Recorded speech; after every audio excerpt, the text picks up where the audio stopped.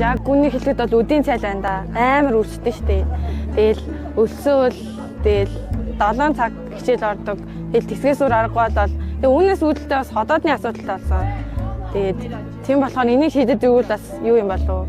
Зүгээр ах гэж бодож байна. Ерөнхийдөө бол баг дунд гэж ялгалгүйгээр бид нартай соол өгөх зүгээр юм болов? Ядаж нэг жижигхэн борц гэх юм байхад ч гэсэн болно шүү дээ тий. Тэгээд бас бидний ч гэсэн хүүхд гэж адилхан ялгалгүйгээр ол өгөөсэй гэж хүсэж байна. Замын зохицуулалт нь жоохон буруу.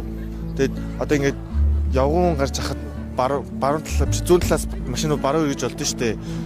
Тэр зохицуулалтаас болж маань нэг найз асуулт орчихсон байхгүй юу? Яг ингээд ногоон гэрлээрээ цагаан шугамаараа гарч байгаа нөгөө баруун үргэж орж байгаа машинууд замд авчихгүй байждаг. 11 сарын 20-нд дэлхийн хүүхдийн өдөр томчуудаас хүүхдүүдээс гуйх зүйл гэвэл бидний дээлтэй орчин бүтээж өгөөч гэж баярлалаа.